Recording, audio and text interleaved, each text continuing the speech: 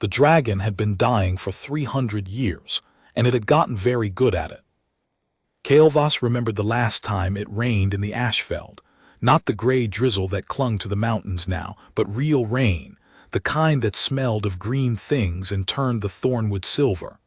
That had been before the Vethara came, before the sky changed color, before the dragons started falling, one by one, like candles going out in a hall too large to heat. Now there was only Scareth. He lay in the ruins of the old kindling spire, on a shelf of basalt 40 meters above the valley floor, the way a dying man lies in a bed he's too tired to leave. His scales had gone the color of old charcoal. His left wing was a crumpled architecture of broken membrane and heel-drawn bone, the legacy of the Battle of the Shearing Sky, when 7 Vethara warships had turned their annihilating light on the last dragon formation and ended 6,000 years of draconic dominion in a single afternoon. Scareth had survived because he'd been below the ridge line, retrieving a fallen rider. He'd told this to no one. Survivors of last stands carry a particular shame that does not wash off. He was not sleeping when the orc girl fell out of the sky. She hit the second shelf down, the one thick with dead bracken, and the sound was wrong. Not the clean snap of a killing fall, but the wet, graceless impact of something that had been fighting gravity the whole way down and lost only at the very end. Scareth turned his head. The girl lay face down on the shelf, one arm extended, fingers still curled around the haft of a hunting spear she'd refused to let go of even during the fall. Her right side was dark with blood, too dark. A Vethara tracking bolt was lodged below her ribs, those crystalline, humming things that the hunters used to mark prey before closing in for the harvest. It pulsed faintly. Red gold. A beacon. Scareth watched it pulse. He was aware, in the distant way he'd become aware of most things, that doing nothing was still a choice. He could lie here and let the Vethara follow their bolt to this shelf, collect the girl and depart. They rarely bothered the dying. He was too large to carry and too broken to be useful, and they seemed to understand, the way all apex predators understand their own, that taking something that has already surrendered costs more than it returns. He could do nothing, and the girl would die slowly, and the Vethara would come, and there would be one less orc in the Ashfeld, which had been happening for 11 years and would continue to happen until there were no more orcs at all. He watched the bolt pulse. Then he climbed down. Her name, he would learn much later, was Vasha Ironmark. She was 23 years old and the third daughter of the Ironmark clan's hunt caller, and she had been doing something extraordinarily foolish for reasons that turned out to be extraordinarily brave. But all of this came later. What came first was the bolt. Scareth had seen Vethara tracking bolts before. He'd watched them kill 6 of his kindred not directly, but as the first chapter of a process, the way a wolf's howl is not the killing but the beginning of the killing. The bolts were biological as much as mechanical. They embedded in living tissue and broadcast a signal encoded in the prey's own electromagnetic field, which meant they couldn't be removed without the right frequency key. Cut the bolt out, and you cut a hole in the living field. The prey went into convulsive shock. Sometimes they survived, usually they didn't. He didn't have a frequency key. He had something else. Dragon fire is not fire in the way humans mean the word. It's a tuned plasma discharge, and the tuning is the whole point. Each dragon generates a plasma signature as individual as a fingerprint, calibrated to the precise molecular resonance of the dragon's own biology. When Scareth breathed fire, he was, in a sense, breathing himself, the most intimate act a dragon performs. He'd never used it for this. He wasn't certain it would work. He breathed on the bolt very gently at the frequency he used for delicate work, the same frequency he'd once used to heat the binding epoxy when helping a young rider repair armor at altitude, back when there were still riders. The bolt's hum changed pitch. Then it shattered, not explosively. It simply fell apart. the crystal matrix losing coherence, the shards sliding out of the wound like drops of mercury losing surface tension. The girl screamed, then she passed out. Scareth looked at the wound. He had destroyed the bolt, but not the damage it had done on the way in. The blood was still coming. Not quickly, the cold was slowing it, but steadily, with that terrible patience that blood has. He had no medical knowledge. He had not needed any for 300 years. His biology was self-repairing, his hide impervious to everything except Vethara annihilation light, and his last healer, the young woman named Corvith who had served as the Kindling Spire's physician, had died in the same afternoon as the other riders, her clinic becoming a ruin that he occasionally slept near because habit is a form of grief. He had no medical knowledge, but he had, in 3 centuries of surviving alone, accumulated a great deal of time to observe the world. He had watched the Ashfeld through long seasons. He had watched the Ironmark clan from a respectful distance, the way the last of any species watches those who are still numerous, with a complicated mixture of envy and vicarious satisfaction. He had watched their healers work. He had watched a woman named Myra Ironmark, a broad-shouldered elder with a burned scar along her jaw, develop a technique the clan called resonance touch, a form of biofeedback healing in which the healer aligns their own nervous system's electromagnetic output with the patient's, and essentially coaxes the injured tissue into repairing itself at an accelerated rate. Myra Ironmark had died 2 seasons ago, ambushed on the high pass. She had been teaching her daughter the technique. This girl was Myra's daughter. He was fairly certain of it. Same jaw, same way of refusing to let go of the spear. He looked at her. He looked at his own forepaw, the scarred, over-dimensioned thing, claws like obsidian blades, not designed for any kind of delicate work. Then he thought about the bolt, and the frequency he'd found almost instinctively, the way a singer finds a note before they can name it. He put the pad of one claw very carefully against the girl's side, where the wound was, and he tried. He had no idea what he was doing. He found a warmth in himself, not the plasma warmth of fire, but something older, the deep metabolic hum of a biology that had been maintaining itself stubbornly for 3 centuries against all reason. And he pushed it outward, gently, the way you'd push a door you're not sure is locked. The girl's breathing steadied. Not quickly, not dramatically, just steadied the way a fire steadies when you stop throwing fuel at it and let it find its own equilibrium. Her color didn't change. Orcs run gray-green at the best of times, and gray-green pale under injury. But something in the quality of her unconsciousness shifted, from the thin, desperate dark of hemorrhage to the thicker, more ordinary dark of exhausted sleep. Scareth removed his claw and sat back. Above him, in the cloud layer, he could see the characteristic shimmer of Vethara scan light beginning to sweep the valley. They were looking for the bolt's signal. When they found nothing, they would expand the search radius. Methodical. They were always methodical.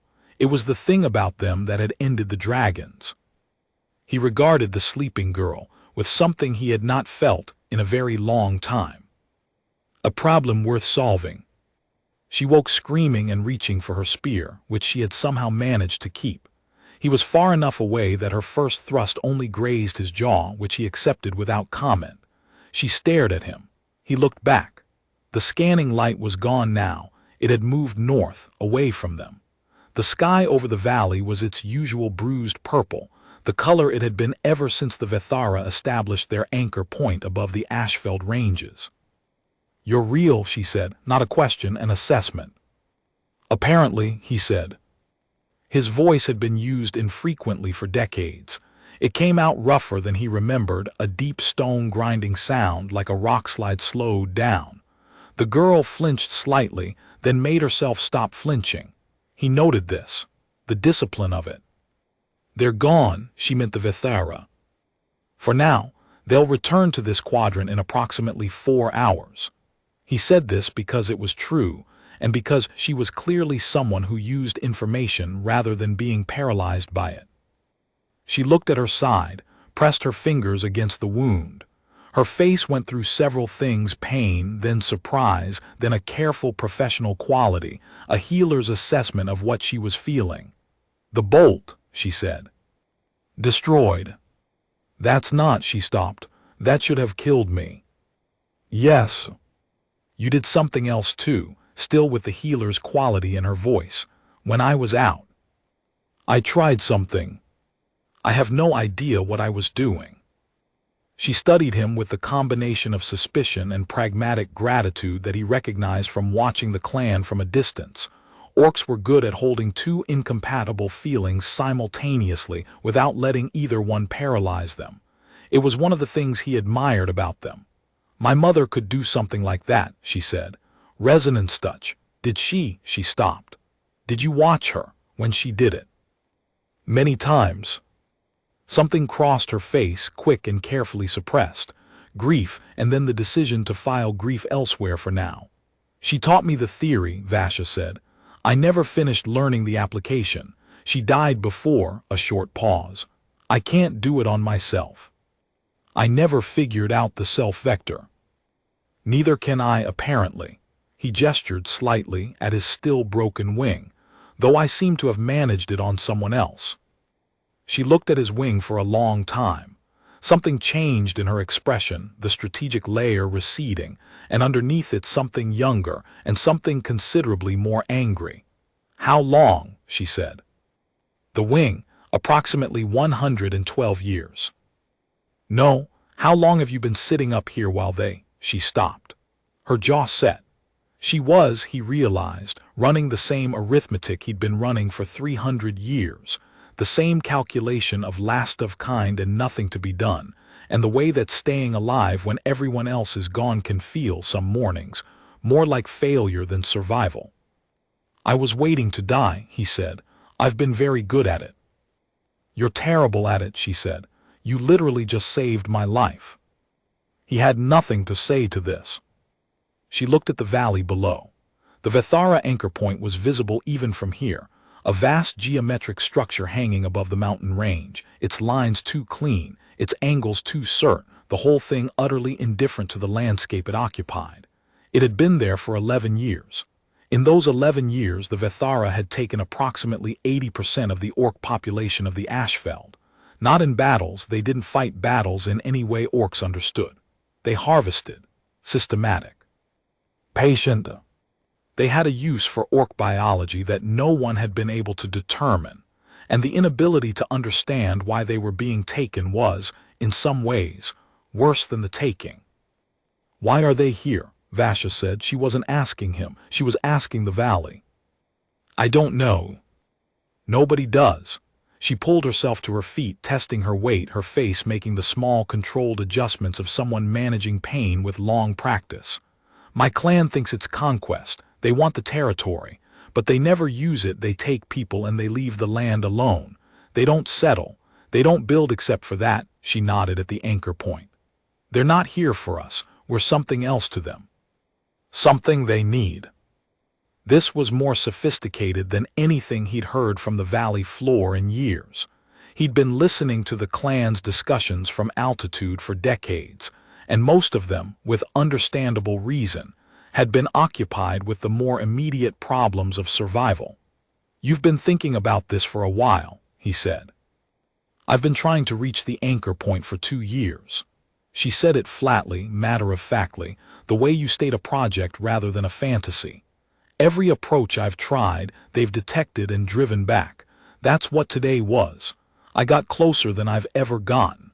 They tagged me with the bolt when I was within 200 meters of the outer perimeter." 200 meters, Scareth repeated. "I know what you're going to say. That it's suicide, that even if I got through the perimeter."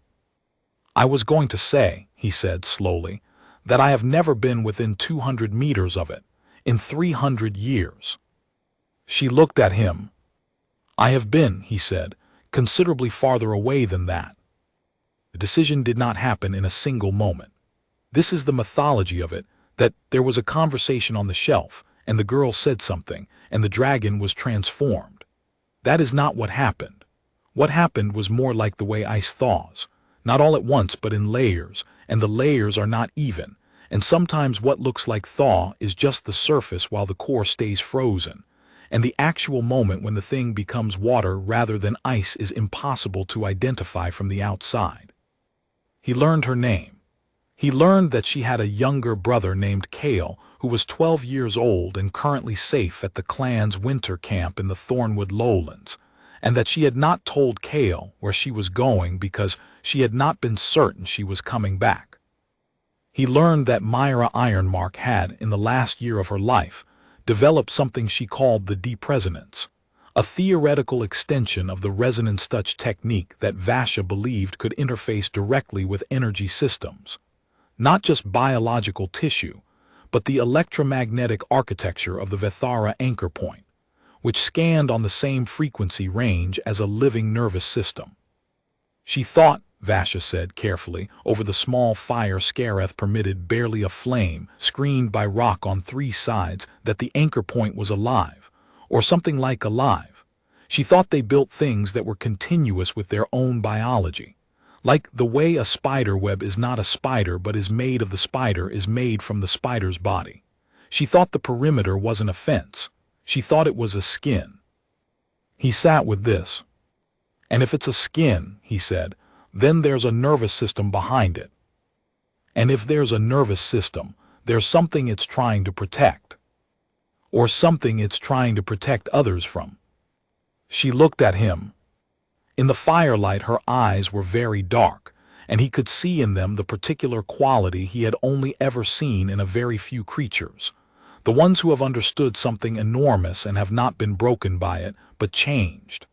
You think the barrier is defensive, she said.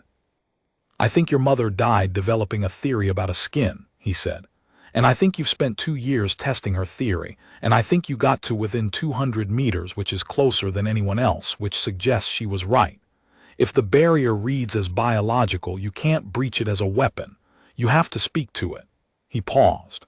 I have been speaking to biological systems for 300 years. I just didn't know that's what I was doing. She was quiet for a long time.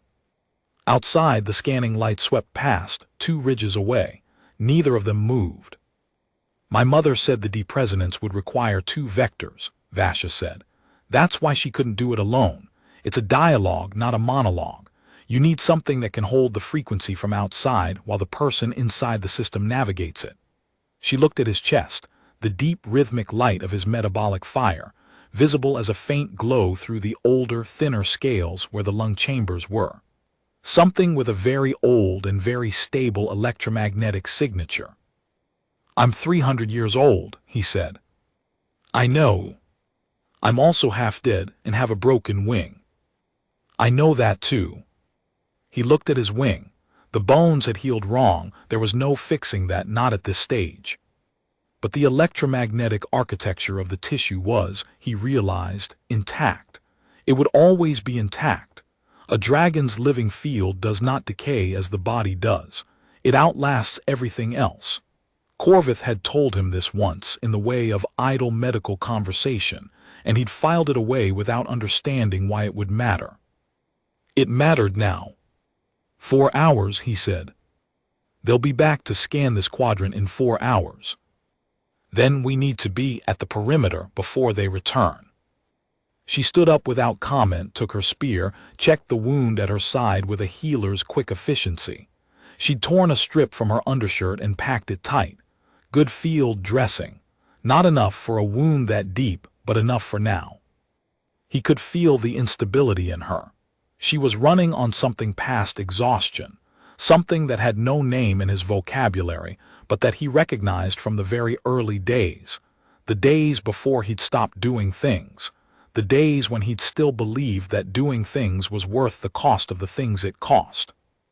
He stood up, all of it, the creaking articulation of a body that had been motionless for too long, the wing dragging, the scale-clicking complaint of cold joints forced into use. He stood up. Well, Vasha Ironmark said, looking at him, something in her expression that was not quite awe and not quite terror, and was perhaps just the sight of something believed dead choosing otherwise. All right then. The approach to the anchor point was not what Scareth had expected. He had expected the Vethara to detect them immediately.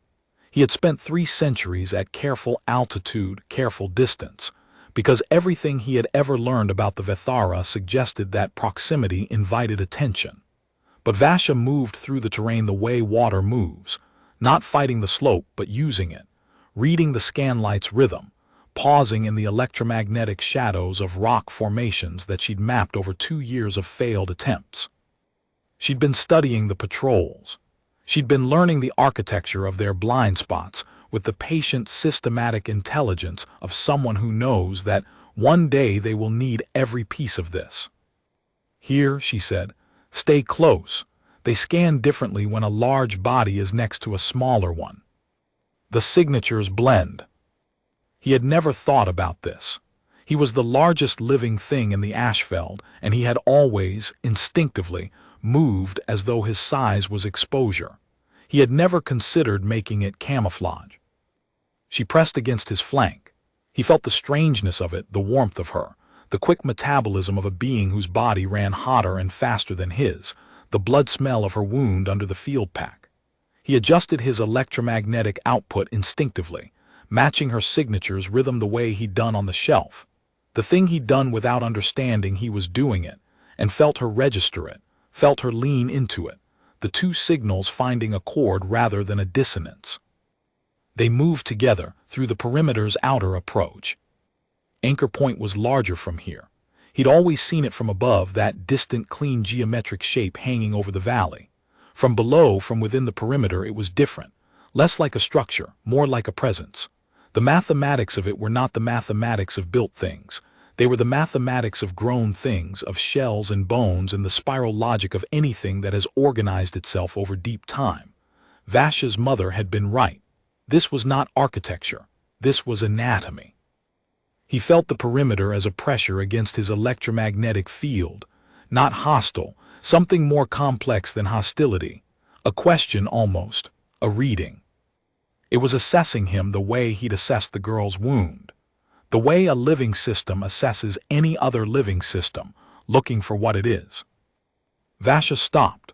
She was close to the skin of the barrier now, the place where the air itself had that quality, slightly different, that he associated with very high electromagnetic density, the kind that makes the downy scales along the neck ridge stand up.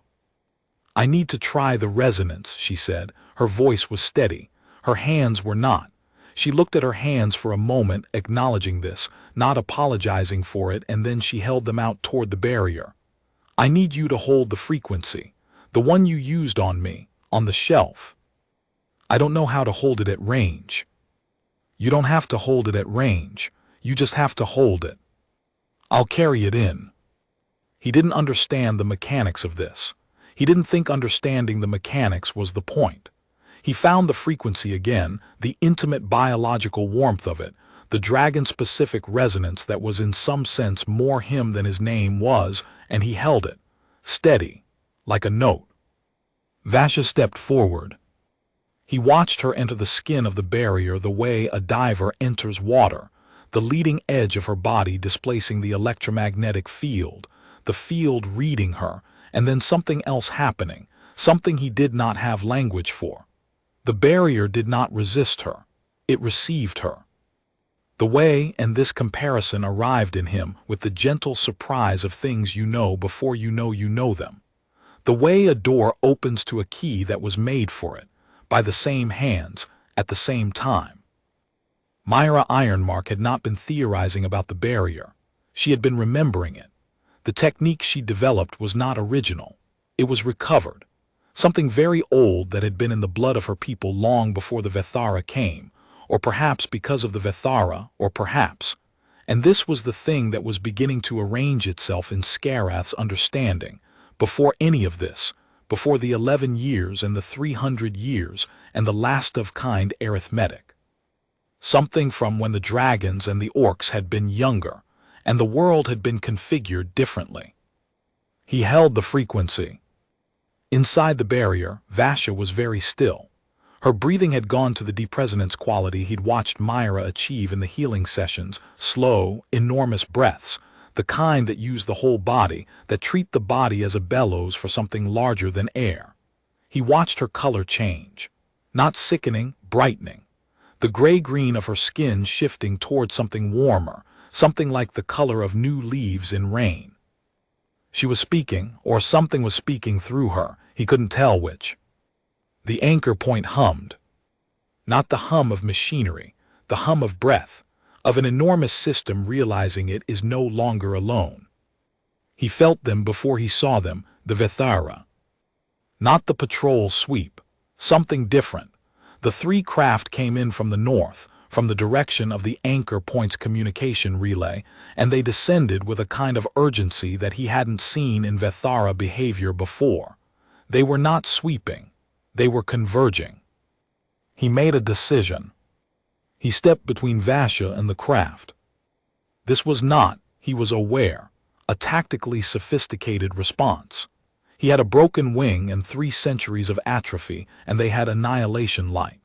He stepped between her and them anyway, which was either courage or stubbornness or simply the recognition that he had spent 300 years moving away from things, and he had, against all expectation, found something worth moving toward.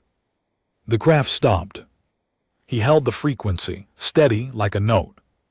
The anchor point was still humming. Something came out of the lead craft, not a weapon, an envoy. He had never seen a Vithara at this scale, this distance, with this much stillness between them. They were tall and bilaterally symmetrical, and their biology was not so different from his own as their technology suggested. He could see the respiratory movement, the circulatory illumination beneath the skin of the hands, the particular stillness of something intelligent watching something else. They were watching him hold the frequency. One of them made a gesture not toward him, toward the anchor point. He understood the gesture the way you understand a word in a language. You don't speak when the context is clear enough. They were indicating the anchor point. They were asking if he knew what it was doing. He thought about how to answer this in a language without words. He breathed, not fire, not the plasma discharge, something below that. The metabolic hum, the oldest frequency, the one he'd held for 3 centuries without knowing it was a signal. He breathed it outward at the barrier's frequency, and the barrier sang back, and the anchor point modulated its hum to include it, and the thing that was happening in the air between them was, he realized, a sentence in a grammar that did not use mouths. One of the Vithara made a sound, something that his hindbrain translated without his permission as the sound of recognition, as the sound of a search that has found what it was searching for. Behind him, inside the barrier, Vasha made a sound that was not a word but was clearly understood. The anchor point's hum deepened. It was no longer a question. It had become a statement. He would try, later, to explain to Vasha what he understood from the hour that followed. He would do a poor job of it, and she would supplement his poor job with what she had understood from inside the barrier, and between them they would arrive at something that was probably mostly right. The Vithara had not come to harvest. They had not come to conquer. They had come because their home system, 11 systems distant, a duration he couldn't calculate, was dying under an electromagnetic pathogen that was encoding itself into living tissue at the cellular level. Not a virus in any biological sense, more like a resonant sickness, like what happens when a frequency runs unchecked through a structure that wasn't built to carry it. They had called it, in the translated fragments of exchange that he and Vasha reconstructed afterward, the glass disease, because of what it did to living tissue over time, because of what you looked like when it was finished with you. They had found in the records of very old observations, older than their current civilization, inherited from predecessors who had occupied these systems previously, that certain biologics generated natural interference patterns that blocked the pathogen. Complex, ancient electromagnetic signatures, the kind that only emerged from very old, very stable living systems. Dragons specifically. And their companions. Companions, Vasha said when they worked this out. Her voice had a quality to it, very flat, very still, the quality of someone standing at the edge of something large. The orc people, he said, and the dragon people, together, the combined signature. He paused. I think they were trying to build the barrier without us, approximating it artificially. That's the anchor point. 11 years of trying to reverse engineer a frequency that requires two living sources in resonance to generate naturally. They needed the real thing. They've been looking for the real thing, trying to find if any of us were left. She was quiet for a while. Outside the camp, they'd retreated to the thornwood edge, 2 ridges away from the anchor point. The night was ordinary. Stars. Cold air. The sound of the lowland camp somewhere below, her people going about the 1,000 small tasks of survival. They've been killing us, she said. The flatness was doing a lot of work now. I think, Scareth said carefully, that they were collecting, trying to understand the biology well enough to synthesize it. Each person they took, he stopped. Each person they took was an experiment. Her voice was still flat. It had been flat for a while, and he was beginning to understand that the flatness was not the absence of what she was feeling. It was the container for it. The discipline of a woman who learned very young that grief gets people killed if it's not managed. Yes. She stood up, walked to the edge of the camp, looked back toward where the anchor point was visible even from here, hanging in the purpled sky. 11 years, she said. They've been here 11 years and they never, she stopped again. They never tried to talk to us. They didn't know we could. How could they not know? They're not from here. He said it as gently as a stone-grinding voice allows. They found old records about what the signal should be. They may not have known that the sources were people, that the sources could answer. She turned around.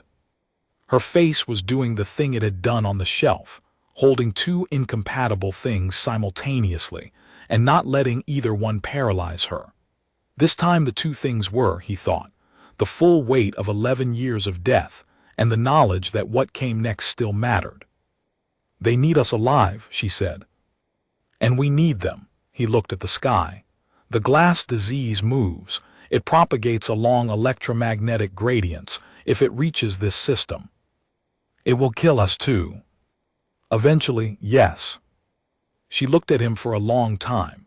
He had the sensation, novel, strange, welcome of being seen, not as a ruin, not as a last of kind, as something with a role to play in what came next. We're going to need to talk to my clan, she said. Yes. They're going to think I've lost my mind. Possibly. Will you come with me? He looked at his broken wing. He looked at the valley he'd been sitting above for 3 centuries. He thought about Corvith, who had died in a single afternoon, and the 6 dragons who had died with her, and the riders they'd been carrying. He thought about Myra Ironmark, whose daughter had just done, at 23 years old and with a wound in her side, something that the entire draconic civilization had not managed in 3 centuries of diminishment. He thought about the choice between dying slowly and doing something. Yes, he said. The clan did not think Vasha had lost her mind. They thought she was telling an enormous lie. This was, when he considered it, a reasonable response to being told by a blood-soaked young woman that the alien enemy who had spent 11 years killing everyone was actually attempting, in a deeply catastrophic way, to help. And oh, also there's a dragon behind me. The elder who led the winter camp was a woman named Sovith, broad-shouldered and scarred in the way of someone who has survived many things by being too stubborn to fail at them. She stood at the edge of the camp's clearing and looked at Scareth with an expression that he had to admit was exactly how he'd look at himself if he could. You're real, she said. He recognized the cadence of it, same assessment as her niece. Apparently, he said. I remember the last dragon I saw. I was 8. She said this without any particular emotional flag, but he could hear what was underneath, not grief exactly, but the specific heaviness of a loss that has been carried for so long it's become structural, part of the way you stand. We were told the dragons were gone. I was waiting to die. Badly, apparently. She glanced at Vasha. Your sister said the same thing. She was unimpressed.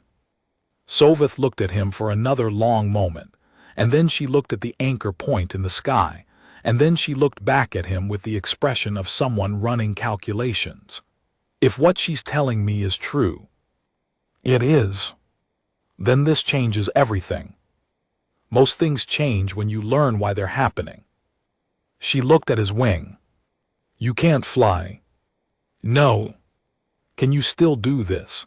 She gestured, not very precisely, at the general concept of what Vasha had described. The resonance, yes. And Vasha can get back through the barrier. We believe so. Soveth was quiet for a while. Behind her, the clan had assembled in the way of a people who have learned that every piece of information is survival relevant, not crowded, not panicking, but present, watching. He could see in their faces the same calculation Vasha had done on the shelf, the old weight and the new information, and the question of what you do when the thing you've been fighting might actually be something else entirely. A boy pushed through the crowd, 12 years old maybe, Vasha's coloring. He stopped at the edge of the light and looked at Scareth with the uncomplicated terror of a child encountering a thing that should not exist. And then the terror shifted, the way emotions shift in children, fast and total, into something like the expression of someone who has just received the piece of information that makes everything else make sense. You saved her, the boy said. Not a question. Yes, Scareth said. Kale, Vasha said from behind him, and the boy moved immediately to her, and she put her hand on his head with the careful tenderness of someone who does not allow themselves many tender gestures. Scareth watched them. He had not been close enough to watch this before, the small human textures, the specific weight of a hand on a head, the way affection between people looks from the outside when you have been outside for a very long time. He thought about what he had been waiting for, in 300 years on that shelf. He thought with some surprise that perhaps this was it, not death, not the end, this. The second approach to the anchor point was different from the first. They went at dawn, with Soveth and 12 of the clan's hunters and Scareth. They went openly, no threading through blind spots, no hiding in electromagnetic shadows. They walked toward the anchor point as a group, visible, present at a pace that said, "We are coming and we know you can see us." The Vithara craft were waiting. Not the patrol craft, something larger. 3 of them descended to 5 meters above the valley floor, the morning light catching their geometry and breaking it into components that the eye could almost understand before losing it again. The envoy was there, the same one, or one like it. Scareth had the impression from the previous exchange that they communicated partly through positional memory, through the specific placement of a body in relation to another, and that the same envoy being present was a deliberate statement. We remember the previous conversation. We are continuing it. Vasha walked to the front. She had the wound at her side, still imperfectly healed. He could feel its electromagnetic signature from here, the disrupted field around injured tissue. She walked with the particular gait of someone managing pain with practice, upright, steady, without making a statement of it. She stopped 5 meters from the envoy. She put her hand out, open, the old gesture universal across many biologies, the one that says, "Look, I'm not holding anything." And then she did the other thing, the resonance, the deep breathing, the electromagnetic extension, and he felt it from behind her, the signal going out. He matched it, held the frequency, the same note. The anchor point hummed. The envoy made a sound that he was fairly certain was meant to function as a word. Vasha made a sound back. It was not language in any formal sense. It was frequency shape. It was the exchange of electromagnetic signatures, the way 2 fires exchange heat without any transaction of intention. But language is just freight, and freight needs a road, and they were building the road. The Vithara envoy reached into the architecture of its own body. He could see the bioluminescent structures organizing under the skin of the hand and produce something that was neither tool nor weapon. A small thing, regular in shape, humming at a frequency just below perception. It held it out. Vasha looked at it. She looked at Scareth. He gave her nothing. He had no information here that she didn't have. This was her call. She took it. The small thing in her hand hummed, and then it opened, not mechanically, but the way a flower opens, the way any biological structure responds to warmth, and inside it was light. Not the cold, clean light of Vethara technology, but something warmer, something that resonated at the same frequency as the anchor point's deepest hum, the one below the barriers and the scan light and the 11 years of terrible misunderstanding. The glass disease, a sample of it, encased. And next to it in the same container, the barrier frequency, in miniature, encoded. They were saying, this is what we're trying to stop. This is what you can do about it. Soveth behind them drew a breath. He heard in it the same thing he was feeling. The complex, exhausting, necessary thing that happens when you understand that there is no one to be angry at, and nothing to be forgiven, and everything still to be done. Vasha closed her hand around the small thing. She turned back to the clan, and her face was wet, not from the wound, and not from fear. He had been outside long enough to know what the other thing looked like. "It's what I thought," she said, and her voice was completely steady in the way that voices are steady when the steadiness is a choice rather than an absence. The barrier was never meant to keep us out. It was meant to keep them alive long enough for us to find each other. Soveth looked at the anchor point. 11 years, she said. 11 years, and they never knew we could answer, Vasha said. The Vethara craft were still. The envoy had not moved. It was watching. He recognized the quality of it, the quality of something that has been searching for a very long time and has found what it needed, and is now simply waiting to see if the found thing will accept the finding. Scareth stepped forward. He stepped into the space between Vasha and the envoy, and he held the frequency, the old metabolic warmth, the 300-year electromagnetic signature of the last dragon in the Ashfeld, and he let it go outward in all directions, not targeted, not aimed, just present. The same way he'd been present on the shelf, and in the approach through the perimeter, and in the hour of translation. The same way he'd been present for 3 centuries, without understanding that presence was enough. The anchor point's hum deepened. It moved through the ground, through the rock and the old bones of the mountains and the roots of the thornwood and the cold valley floor. He felt it enter the clan behind him, not painfully, not as an intrusion, but as a recognition, the way a body recognizes its own blood. The envoy placed one hand against the air between them where the frequency was strongest. It was, he thought, a very old gesture, older than this encounter, older than the anchor point, older, maybe, than the Vethara and the dragons both. "Look, I'm not holding anything." He reached out one claw, the scarred one, obsidian dark, the one built for things it had been too long since he'd done, and he placed it in the air beside the envoy's hand. The anchor point sang. Not a warning, not a broadcast, a transmission directed specific out toward the 11 system distance, toward the Vethara home that was dying. A signal composed of 2 living sources in resonance, the thing that had taken 11 years and cost so much and had been, all along, available, here, waiting, present. 1 note, 2 voices. The glass disease had a frequency. Scareth had spent 3 centuries learning how to speak to frequencies.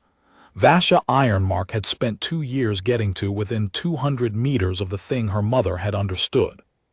Between them, between the last dragon and the wounded hunter and the 11-year-old boy watching from the tree line, and the clan standing on the valley floor and the Vethara envoy with its bioluminescent hands and the anchor point singing, between all of them, the barrier became what it had always been meant to be.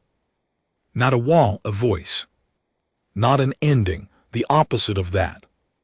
Cale Ironmark was 17, when the first Vethara delegation came to the Thornwood formally, in the way of people learning a new protocol, with the careful self-consciousness of guests who are also trying to apologize without a shared word for it. He had spent the intervening years learning three things: his sister's resonance technique, the electromagnetic grammar that was slowly being built between the two peoples, and how to climb. He climbed because Scareth was still mostly at altitude. The wing was not getting better, and the metabolic repair that had healed Vash's wound was not sufficient for the kind of structural damage that 112 years of wrong-healed bone represents. But he had, with Vash's assistance, and the Vethara medical technology that was beginning to circulate through the valley, developed a working theory about what might be possible over time. Kale sat on the high shelf and watched the Vethara craft move over the valley, their patterns different now, slower, without the scan light, oriented toward the developing communication stations rather than the perimeter. The anchor point was still there, but its hum had changed entirely, no longer the searching quality of a question, but the steady rhythmic output of a system doing what it was built to do. "It's strange," Kale said, "watching them move and not being afraid." "I imagine it will take time," Scareth said. "Are you afraid of them?" He thought about this. "No," he said, "I am afraid of other things now, of not being sufficient, of understanding them only partly, of the translation being imprecise and causing harm through accident." He paused. "These are better fears than the ones I had." Kale nodded like someone filing information. He was Vash's brother in this as in appearance, the same quality of making use of information rather than being subdued by it. "She says you've been sleeping more." "I have." "Is that good?" "I think so. Something in the barrier frequency interacts with my metabolic field. I don't know the mechanism yet. The Vethara are interested in studying it." He looked at the boy. "I may not be dying anymore." Kale said nothing for a moment. Then, "I could go get Vasha." "Let her work. She's in the middle of something." "She's always in the middle of something." "Yes." He felt something that he didn't have a word for, watching the boy watch the valley with the undivided attention of someone who has grown up in a world that is changing and believes that watching is itself a form of participating. "She is very much your mother's daughter." Kale was quiet. "You watched her a lot, my mother." "For a long time." "Why didn't you?" He stopped. "I'm sorry, that's not." "You want to know why I didn't come down," Scareth said. "Why I stayed on the shelf. For 300 years. He considered how to answer this honestly. "I had decided," he said slowly, "that there was nothing I could do that would matter. I had decided this so thoroughly that I had stopped examining whether it was true. I had made peace with the wrong thing." He looked at his wing, the crumpled architecture of it, the beautiful wrong healing. "Your sister fell out of the sky and had the poor judgment to survive it. And I discovered that the thing I had been waiting for was not death.